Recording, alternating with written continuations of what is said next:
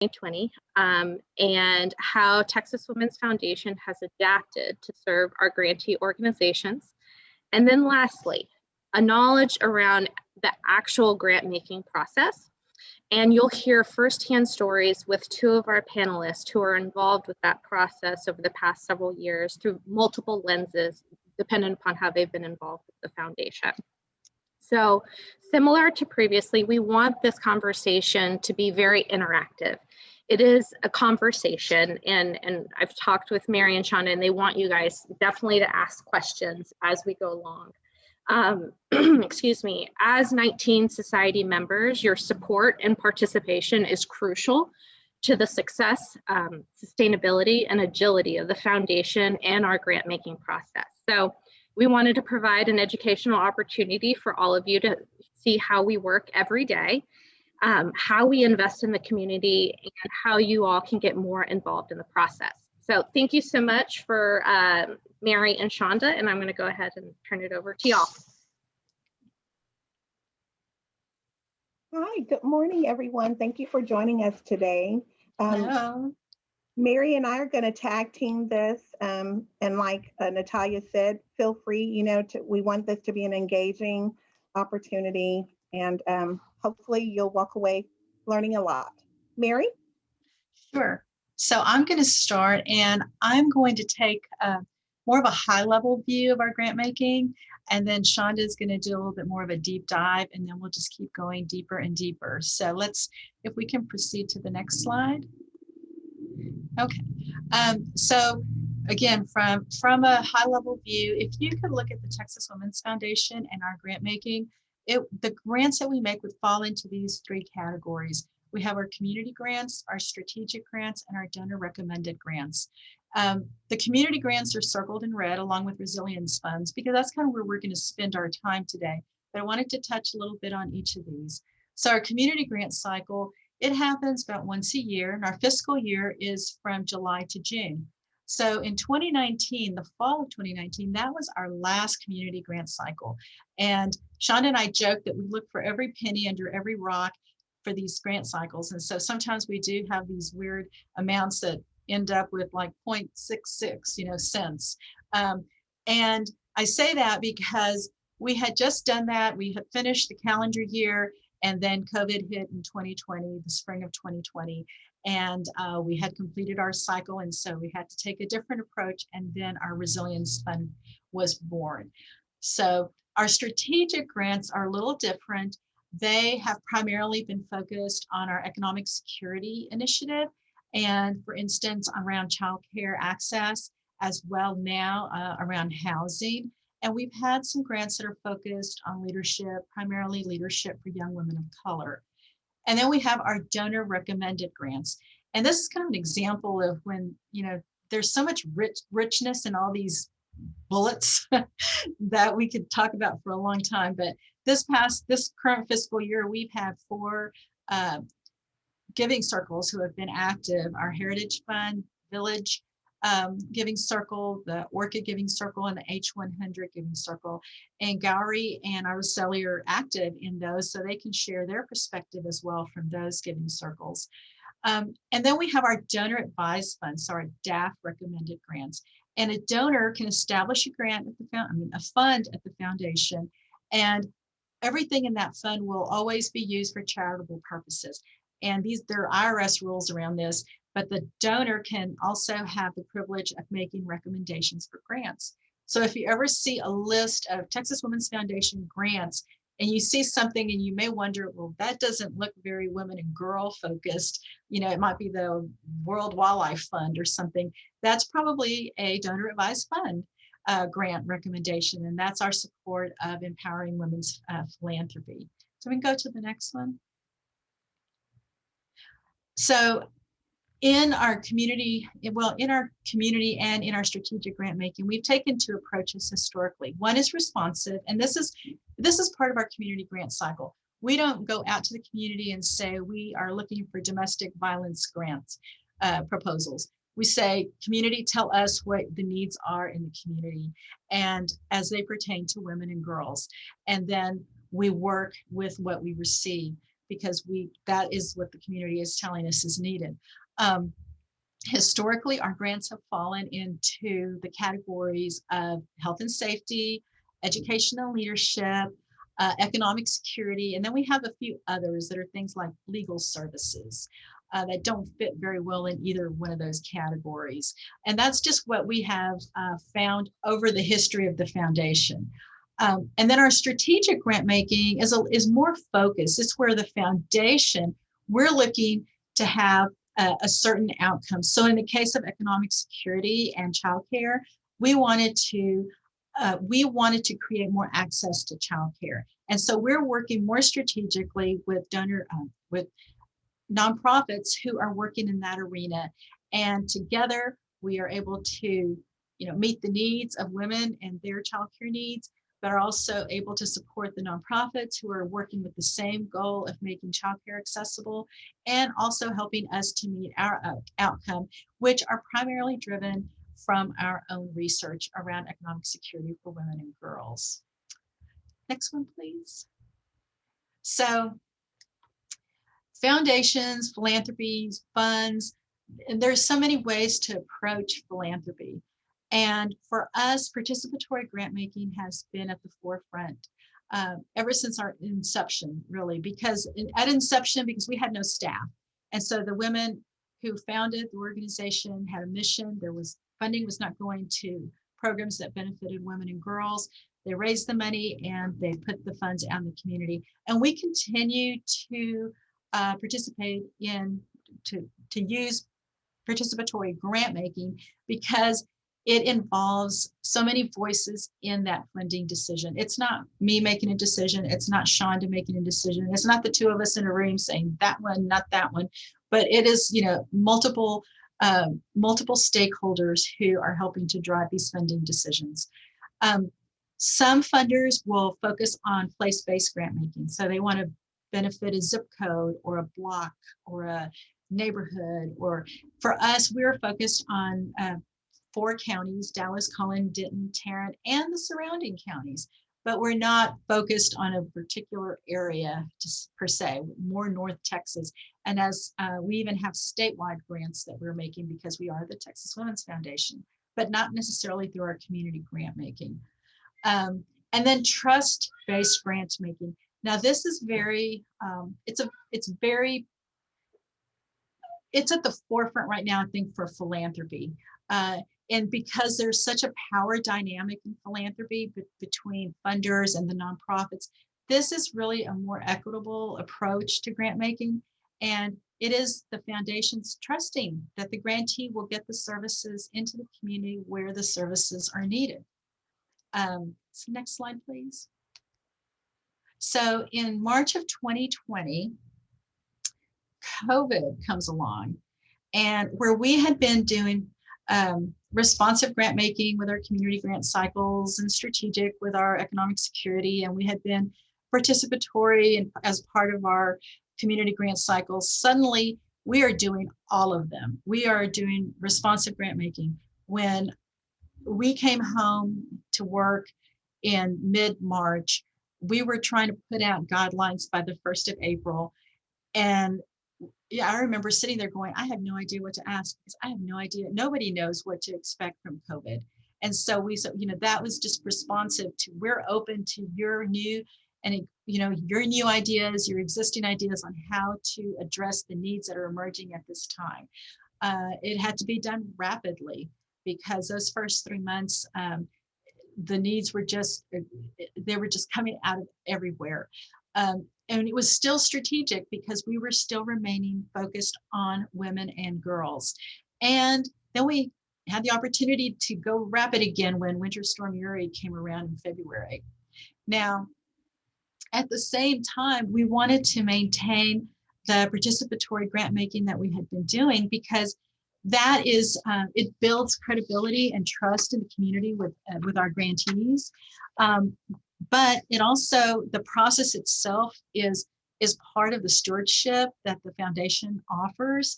And also, when you include the voices of a diverse group of people, you're starting to build a social justice framework. And that is very important to us because as you see at the next, not the next slide, but that last item, working at the intersection of gender and of race, we had been granting at this intersection for a while and taking a much closer look and more intentional look. And when you had the women who were oppressed and you had people of color who were oppressed, well, if you were a woman of color, I mean, that's just compounded. And so we're also looking at place-based philanthropy because while we were looking at 4 counties and surrounding counties, I don't know if you remember on TV, they would have these maps of hotspots of COVID, what was happening there and how, looking at our proposals, do we have any that are supporting these particular areas? So March started a very different approach to our grant making. It has been an incredible year for grant making for us. And I'm going to let Shonda take it from here and talk more specifically about the response with the Resilience Fund. Next slide, please. Okay, so I'm going to go a little bit deeper on what Mary kind of opened the door. So here we are mid-March, around this time last year, and things were kind of upside down for us. So the first thing we did, we had a phase 1 that started in April, and then we had phase 2. So with phase 1, it was really our goal to as quickly, as diligently, still conducting our due diligence, which is required. So we didn't want to throw the rules out the window, right? We still have, IRS guidelines to follow and things we have to do to be good stewards of funds. So within those parameters, trying to see how we could quickly address the community need. So phase 1 was very much targeted and focused on us having just recently come out of our granting cycle. Those organizations which, are past grantees, organizations that we knew well, because everyone was impacted. So the quickest way to get those dollars out was really to, open up the doors, welcome everyone in, but we really strategically focused on those women and girls focused organizations and programs that, for all purposes were pretty much had recently been vetted or had, what we knew to check all the requirements off. So that was the phase 1. Just kind of looking, we were funding all types of programs. We were doing a lot of urgent needs. So if you know anything about the foundation with that narrow focus on women and girls, a lot of things like, food banks don't necessarily fit our criteria because, everybody needs food, whether you're a male or a female. But because of COVID, we knew that food insecurity was an issue and for families. And a lot of the families that are served by the organizations we fund, they're single, headed households, or they're families that were already struggling that needed help. So yeah, we're gonna need to fund. It was a realization that may be out of our regular guidelines, but people need food.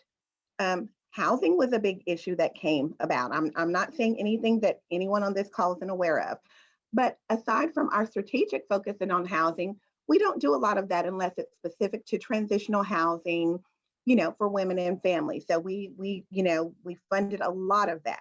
We funded a lot of just programmatic needs that organizations had to help them adapt. So there was a lot of PPE, things that we wouldn't necessarily fund, but under a health category, yeah, if you're a family place and your staff is still, you're open, you're trying to address domestic violence need because the issues didn't go away. Like Mary said, it just exacerbated everything. And so, we funded things like, specific, if you had a $5,000 need for PPE, guess what? You probably were funded by us. In phase 2 now, and this is pre, Winter Storm Uri. So there was a lot that, we didn't plan on. So in phase 2, we said, let's catch our breath a little bit. And okay, we kind of took care of, urgent needs as much as we could. Let's now focus on helping these organizations with sustainability. So this is mid to long term. So what are you guys, what are organizations, what is the community going to need post-COVID? Because we do realize, this is going to pass one day. And so what are things going to look like on that side of things? And how can we support organizations in that work? So that phase 2 that we launched, and it just closed in February 12th, that was really looking at, okay, how are we going to help you sustain, maintain any changes, any shifts that you had to make in the way you deliver your services beyond COVID? Well, we get midway through that, and guess what? The power grid fell, we had the storm. Now we're right smack back with urgent needs. Facilities are closed, there's no water, there's no light, there's no utility. So we're back in that urgent response, piece again. But I have to say, Mary and I, we had our all staff yesterday. I am so proud of the responsiveness, and not just like that we strive to be responsive. No, I can honestly say over the course of the last year, we were responsive and continue to be. Right now, our development team is still raising dollars to try to fund the remaining of, all those proposals that came in the second phase. Now, when we look at the focus areas, we still are focused on women and girls, women of color. We are looking at those underserved communities, historically underserved. So when you get into the geography of it, yes, we still serve Dallas, Collin, Denton, county, but we expanded to include surrounding counties. So, if you were in Ellis County and you had an urgent need and you kind of fell within that was serving women and girls and, under resource communities, you were considered for funding. At the same time, looking just at Dallas County, it's huge. So, within that, there are some communities that are more under-resourced than others. So just kind of us being mindful of that.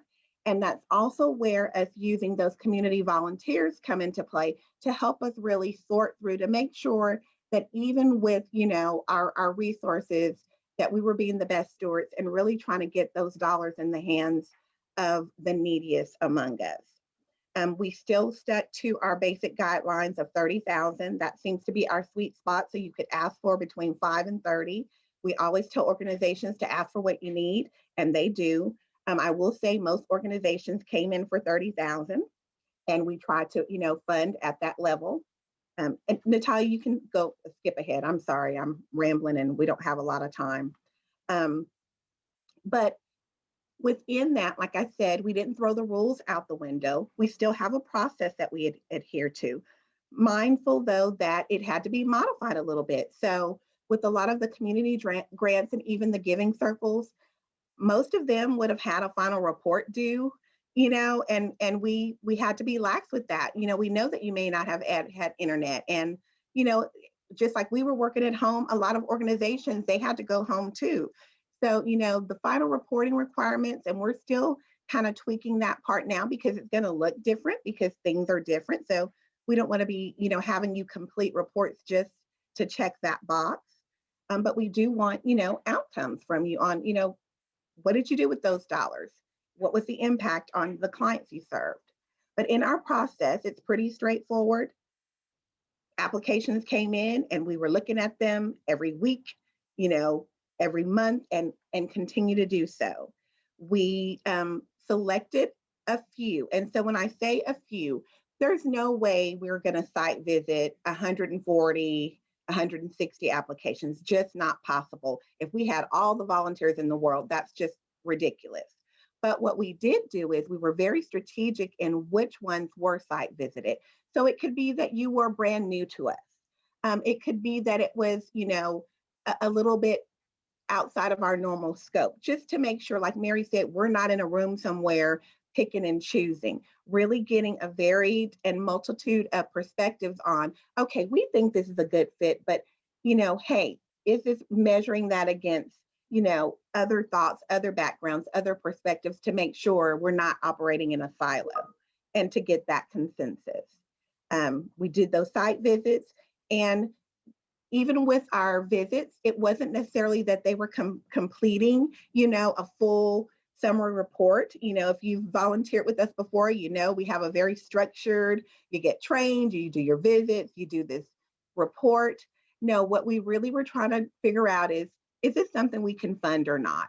And so over time, we've adapted process just like everyone else. And it came to where we would do the visits and then come to a consensus on, not, and we didn't always agree on everything. I don't want to make it seem all shiny, happy. There were disagreements, but those are good because that's why you want that added value of the community participatory piece of it to engage, to say, okay, here are the pros and cons. This is why they're fundable or not.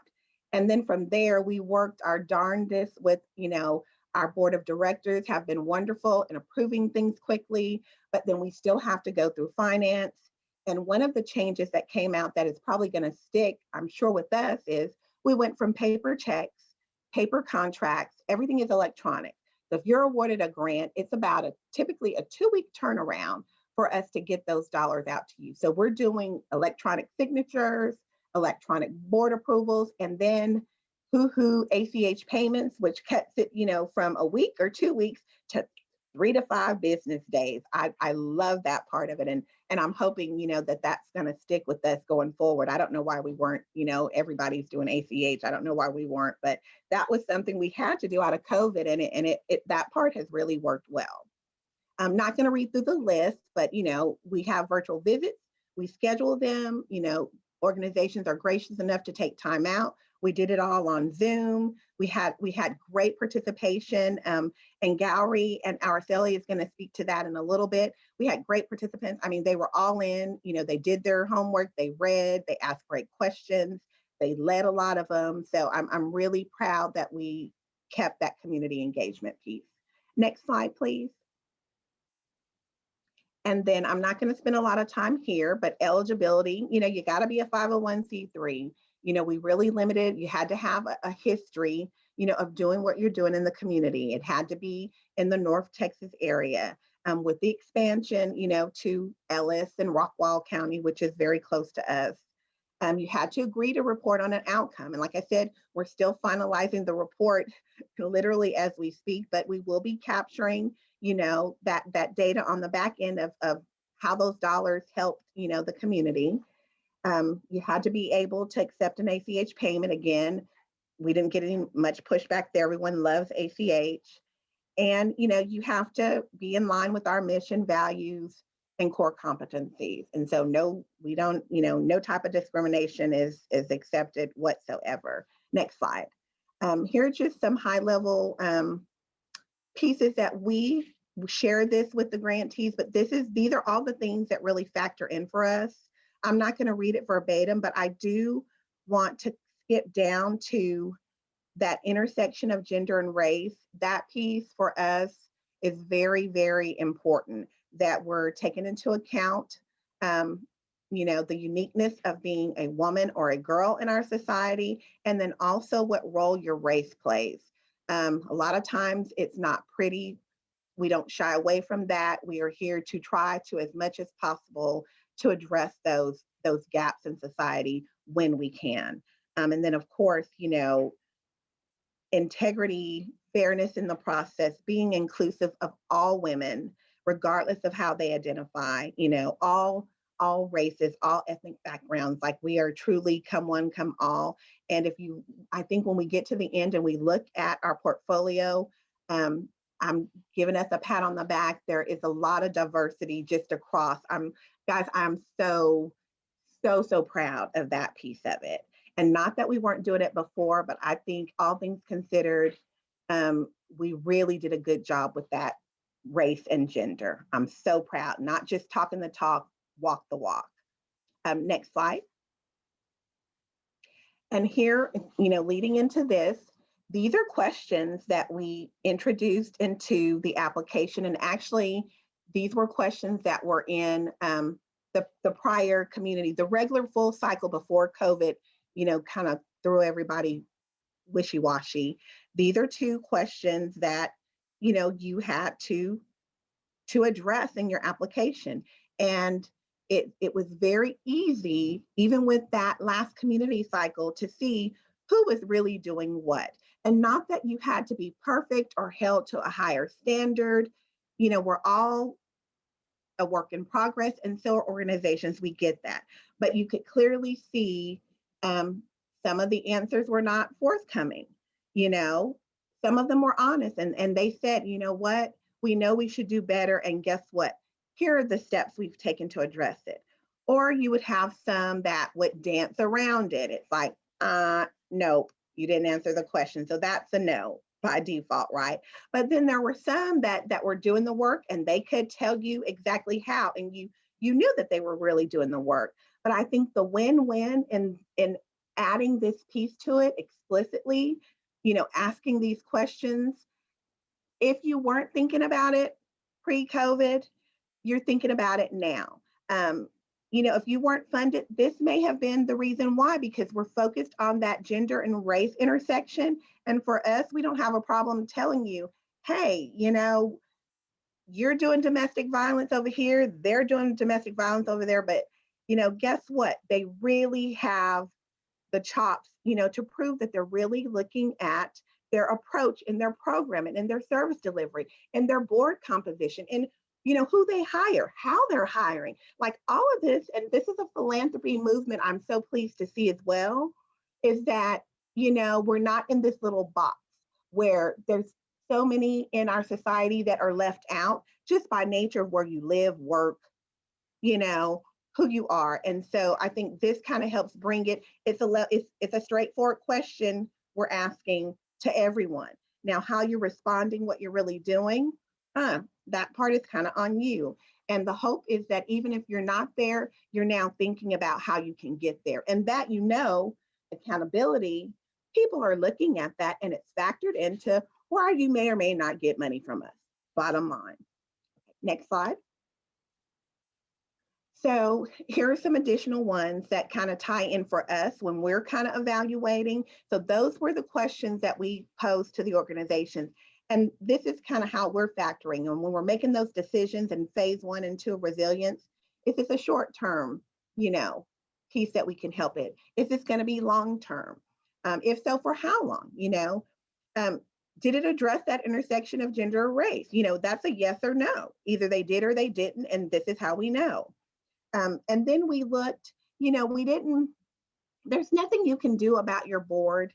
You know, your board is what your board is at the time of the submission. And so maybe you didn't know, whatever, you know, but I'm going to share an example with you. One of our grantees that is doing important work in Collin County, and it's it's domestic violence, you know, which is very gendered, right, leaning towards women.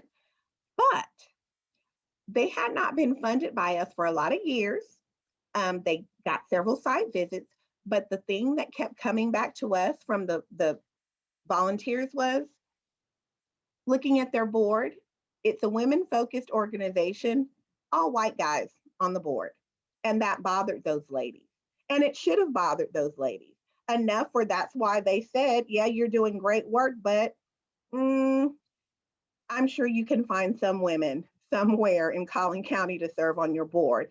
And I'm so pleased to share, like this year, they actually got a grant from us. It's the first time in a long time, but they have a more diverse board. Now there's still quite a few white dudes, but there's some ladies, there's some women of color, even on their staff. They've got a nice diverse, you know, group of women because they're serving diverse women. Your leadership should reflect the population you're serving. This is not brain surgery, but you know, some of us take a little bit longer to get there. And so it's exciting to see that it may have taken several years, but guess what? They're there. Like they did the work and they did the work. Not just, I'm sure, because we said, you know, this is why, but I would like to think that they got that feedback from other, you know, foundations and funders. Next slide, please. And I'm trying to keep track of time. I don't want to go, I'm a little long-winded. Okay, yay. Okay, was hoping not to suck up all the time. I'm going to yield the floor, I guess, Mary, back to you. So we want to get some engagement time with our sweet Araceli and Gowrie, who are so gracious to take time out in their data to contribute. Before we switch over to the panel, I want to stop and ask, does anyone have any questions on anything that we just covered, from, you know, the grant process, the questions that we asked, what 2020 looked like for it to be an open forum?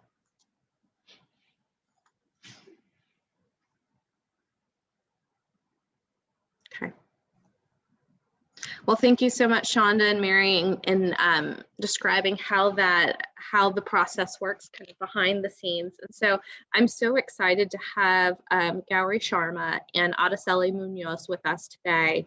They both, I want them to introduce themselves in just a moment before we get into the panel discussion, but they come from different perspectives, right? Involved with us. Gowrie sits on our board, involved in the Orchid Giving Circle. Allie sits on our XIX Society Steering Committee, sits on H100. So coming from different lenses and involvement with the foundation. So I'm just so pleased to have them here with us today. So Gowrie, will you kick us off and do just a quick introduction?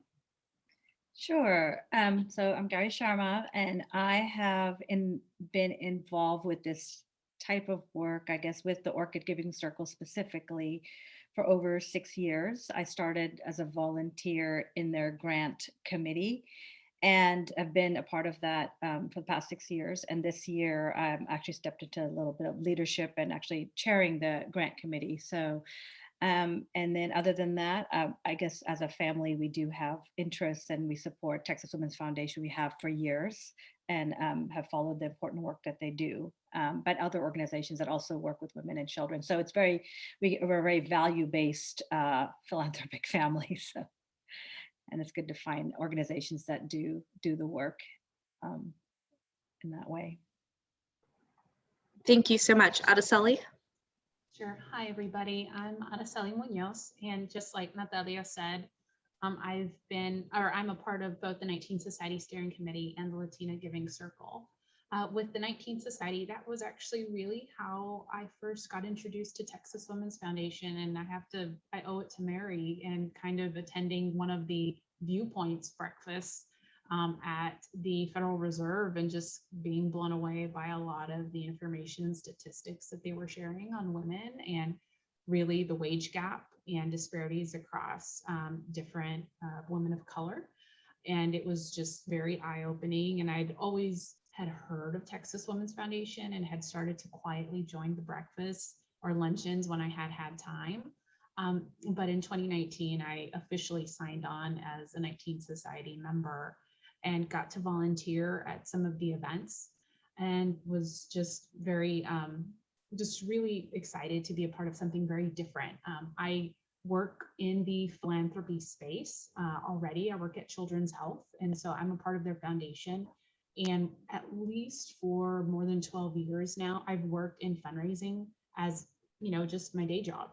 But this is a different way for me to be involved with something not health related or something, obviously we can still help with organizations that are helping in that space. But this was just helping me network with other women and really just do something that I was very passionate about and network with women that I'd never met before many times. And then last year was the first time I joined H100. And so I had the privilege of joining their Latina Giving Circle committee as well, and just learning from them and just seeing, they both run very differently, the organizations and the two giving circles. But it's great to see how they both have a passion to give, both circles, and why they're a part of Texas Women's Foundation. So it's just great to have that perspective, same as Gowrie, where we're just able to help in that way. Thank you so much, Allie. So I want to start with you, Gowrie. As you mentioned, you've participated in several site visits with Texas Women's Foundation as part of the Orchid Giving Circle and as a member of Texas Women's Foundation Board. Can you tell us a little bit about how your participation in the grant review and site visit process influenced you as a leader in both of these grant making initiatives and as a philanthropist? Absolutely. I think it has just given such a unique perspective that you can't get by volunteering for an organization. It could be an issue that you're passionate about, but if you're volunteering or going to an event, just supporting from the outside, you don't get that same perspective. So I think the grant review process has really educated me in a way that I don't think I could have gotten in any other way, to be able to, ask the questions, kind of very similar to what Shonda was talking about, these questions that are a little bit delicate, but in the context of this grant process is very important, and also the idea of representation in the work that's being done. So and to see that, and so I think it has it's definitely been a privilege to be able to be a part of that in that way. And then I think as somebody who's, as you naturally become an advocate once you're in this, you kind of become, you naturally once you've been through a grant process, you can't help but like really talk about the work with that knowledge of kind of like, no, I kind of know what's going on behind the scenes, and this is still good. It's still, they're doing their work kind of thing. So that's always been, it's very empowering to have that, because it's great to be an advocate for the work that's being done. Or we like to say, once you're part of the family, you never leave. So no, the work is very compelling. So thank you so much for sharing. Araceli, to you, site visits bring to life the words on paper. Often we've heard reviewers say that they've read a proposal and thought, why are we even considering it? Then they leave the site visit as the organization's biggest advocate, as Gowrie was mentioning from an advocate perspective. Having participated in site visits, how have the words jumped off the page for you? What issue, story, main takeaway has remained with you to this day, and why? Sure. So my first experience with the bus tour, well, not even the bus tour, post-bus tour, and then obviously actually doing site visits. I had a great partner who was already seasoned and kind of took me along with her. And I had been on the giving side from a previous position I had been in before. I've gone in between nonprofit and for-profit, giving away, and also, obviously helping fundraise at the same time. But it was really exciting to kind of go back to an organization that I have been very familiar with as a young lady. Had known about it in Fort Worth. And so it was the first time we were interviewing organizations in Fort Worth. And it was really cool I grew up in Fort Worth, so I have a soft spot for Fort Worth. And I had known about it just from when I was in high school, about this particular, I'll spill the beans, it's the Ladder Alliance. And I had known about the organization for some time, but it had been probably about 15 years since I had resurfaced, connecting with the group or the agency again. So I knew about the programs that they provided, women with like computer literacy and, other types of professional development programs. But being able to go with my site visit partner, seeing how they've grown, they used to be out of a church, work there in that space. Now they had partnered with Women's Haven or Safe Haven, and they had kind of taken over another bank building that had, sold their space to them, and they had like 2 or 3 floors, and they had, conference room space, they had teaching space, they had a food pantry, they had a clothes closet, and I just felt like this was like a seedling program that I knew when I was in high school. To something that's matured and been watered and fed. And it was kind of one of those things where, I still don't know if it was by accident that I got to visit the organization and was assigned to them, but it was just incredible to kind of see how they had just, I had volunteered there. So you almost felt like a proud mom, and again, I was in high school, when I had done something, a small service project. And it was just, that's kind of stayed with me. And I will say that visit and the fact that, post college, post high school, post college, post, 1 or 2, 3 jobs, and kind of seeing the fruits of, how much something has grown. And then seeing, like, oh my goodness, they're asking for funding from Texas Women's Foundation. And it's, was trying not to, be so biased in that, but just seeing how much they had grown, I could see that. Like I could actually see where they had been, 10 years prior to where they were now or where they are now, as well as the impact and the diverse group of, their population their client base that they're working with. And then the fact that they were diversifying their staff, it was just one of those things where, I've brought that up before, and, assessments, if you will, like whenever we're reviewing all of the candidates, all of our nonprofit candidates. And that's important to me. Like, what does your board look like? Does your board look like a reflection of the clients you're serving? And if it doesn't, what does that mean?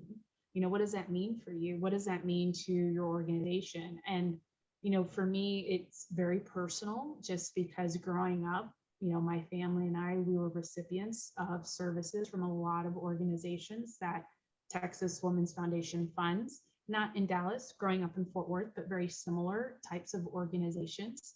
And so, it's my way of giving back. Like, this is my way of helping others and passing the baton.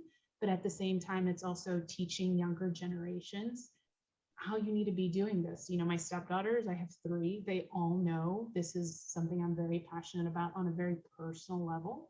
But it's being that example for other younger women coming on board so that they can be philanthropists.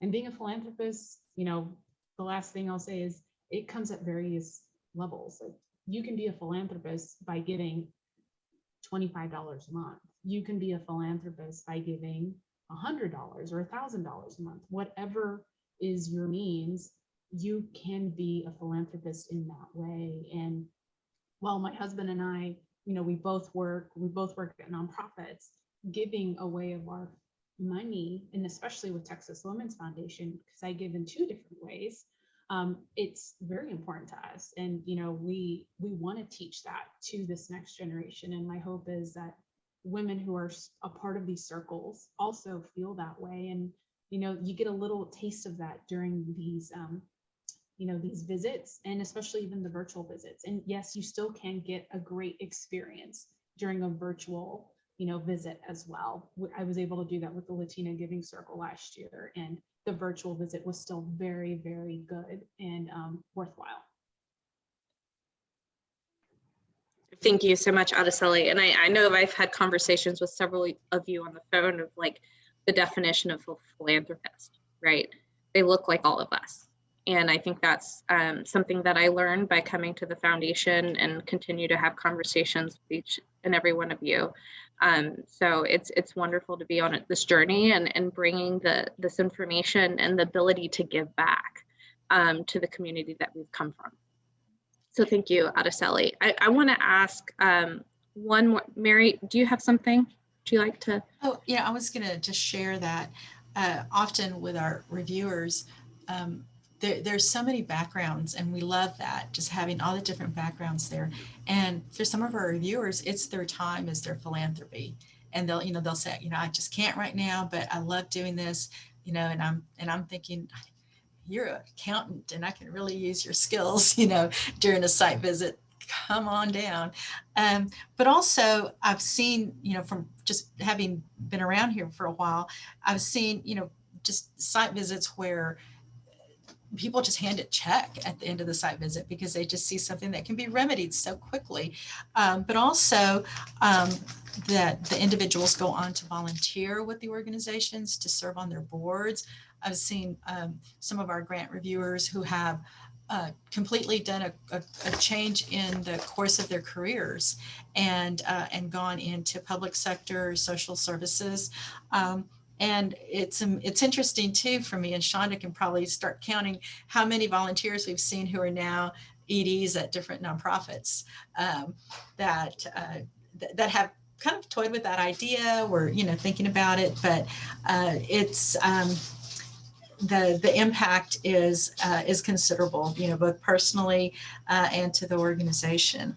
And you reminded me, Araceli, there was a young lady that when I first started working at the foundation had called and said, I want to start this nonprofit, but I'm looking for a house. And I said, okay, well, stay in touch. And so she would call like almost every year and let me know, oh, I thought I had a house, but I don't. But now, she'd come back the next year. Well, guess what? I found an apartment complex. And to this day now, she started the nonprofit. It is going strong. She serves women who are dealing with addiction and working on their custody issues with their children and their addiction. And I always think about her, how every year she would just check back and you just see where she is and how much that organization has thrived. And the board is, you know, she's got a great board going on and she's located in just the right place and she's got a great model that she's developed. So it's very rewarding as a staff member as well. Thank you, Mary. I want to ask, I know, Adeseli, you touched a little bit on this in your previous response, but Gowrie, I was curious, how has participating in the grant process, in particular, keeping in mind the virtual site visits that we've had to do this year and really had to pivot, I have to use that word, personally impacted you? You know, what were you most surprised to learn through your experience? Mm-hmm. And absolutely, we actually did our site virtual. We had to pivot, to use your word, last year, because our site visit is actually like this time of year in March, April, and actually our first one is today at 1 o'clock. So we are, so that was really, at that point, it was really nice to be like a quick, nimble organization that we just put everything online. A lot of rough edges. This year we had a lot of time to plan out, and so we do have, you know, a lot of organizations, but it's a lot more. You know, we're doing it 100% online. I'm very proud to say that because I think it's kind of like an organizational juggle, but it works out really well because we're able to continue the work. And then I think everybody really feels like it's a privilege to be stewards of the money that we raise. I think everybody takes that job really seriously, but you know, we have a lot of camaraderie as we're doing the work. And I think that's the part that a little bit that gets a little jaded when everything is online. Like we were just saying, like, as we move forward, we want to keep these virtual site visits. I think it's very equitable in that way. Like we don't have to expect organizations to come meet us, or we don't have to go out. And so I think it makes things a lot more efficient. But I think we, you know, outside of it, as a group of people, as a group of women, you know, we're a diverse group of women. We come from many different countries, but we share this common journey and this common goal. And so I think it's always really beneficial when we're able to kind of meet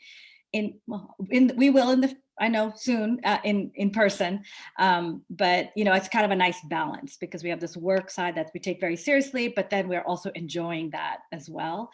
And what I found surprising, you know, when I first started and I'd heard about Orchid Giving Circle, I was really surprised that, you know, less than 1%, I had to write it down, 1% of philanthropic dollars are invested in Asian Americans and historically underrepresented as funders and grant recipients. So I think that was really kind of a powerful statement that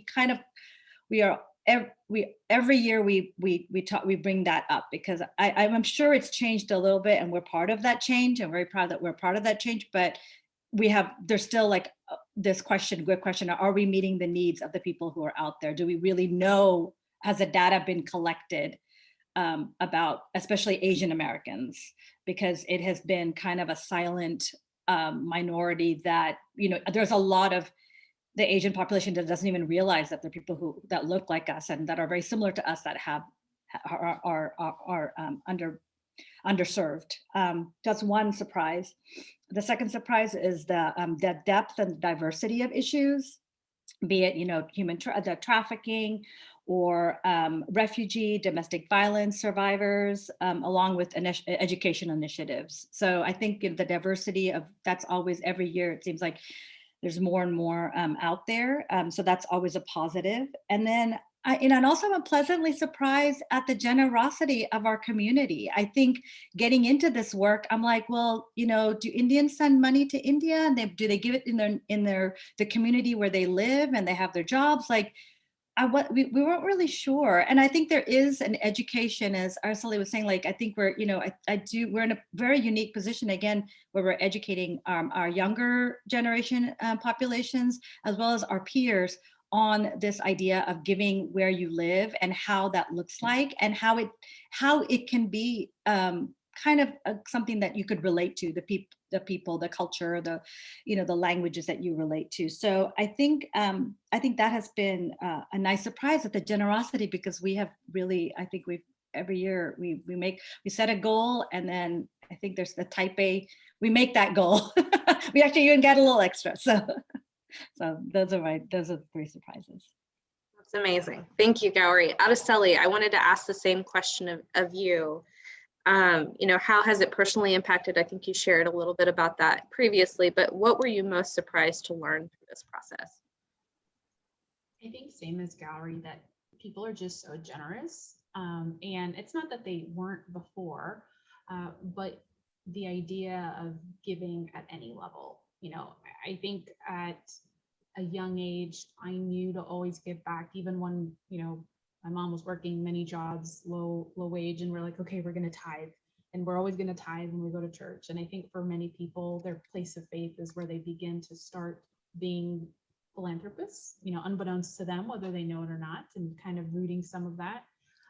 But it's kind of one of those things where working in the fundraising space, you think you have to have capacity to give and to make a difference. And really, for me as a person, it took me realizing I can make a difference with what my husband and I, put together and talk about with our daughters. And, just kind of one of those things where many gather, and I'm sure Orchid's the same way, with so many women gathering and giving together, the impact is much greater. Same thing with 19 Society, and it's just been incredible to see so many women with 19 Society from so many different backgrounds who are giving and wanting to make a difference. And I think for me, that was most impactful, in addition to the variety of different organizations that Texas Women's Foundation funds. I love that. I love that there's just such a variety, and it's not just, the classic, different spaces. While we do educate in those spaces like childcare, education, wage gap, domestic violence, all of those things, those are, big pillars, but it's one of those things where there are more nonprofits than there are funds to go around. And it's always incredible to see, like, my goodness, there's so many groups that are out there serving so many different populations. And that's even with so many working together a lot of times too, and collaborating. It's just, the need is overwhelming. And, I wish I could win Powerball one day and just give it all away, but it's just one of those things where the need's always going to be there. The need is always going to be there. And so I'm just so grateful that there are organizations like Texas Women's Foundation that can be a convener for women who want to give back in this space, and are pushing for women of a variety of different backgrounds to be a part of this change. Thank you. I know we're getting close to our 1 o'clock time frame, so I wanted to pause real quick to see if anyone had any burning questions for Mary, Shonda, Gowri, or Araceli before we close out for today.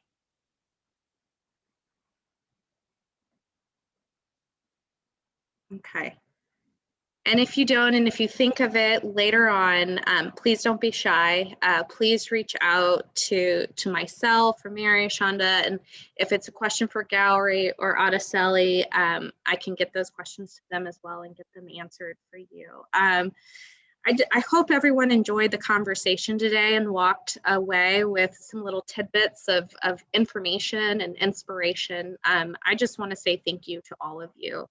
To be 19 Society members and to be a part of what Texas Women's Foundation does. The work that Mary, Shonda, Gowri, Araceli talked about wouldn't be possible without you and your sustainable support of the foundation. So thank you. If you guys want to continue to stay engaged and get involved in a higher capacity when it comes to the grant review process, have no fear. It's one of the benefits of a 19 Society member, the invitation to actually raise your hand and say, I'd like to be considered to volunteer. Again, as we've shared, 2020 looked a little wonky and not traditional, so more information to come over the next several months of how grant cycle will look like and how you can continue to engage. So more exciting information to come. I want to share, this was the 3rd series in this virtual bus tour series, and we will be sending out a recap shortly on the organizations that we visited and next steps and ways to engage and give back to the community that we all live in. So be on the lookout for that.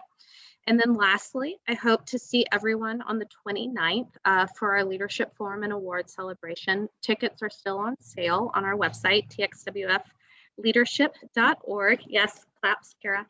So I hope that you guys can join us and purchase a ticket there. Again, thank you all so much for your time today, and please let me know if I can be a resource to you in the future. Take care.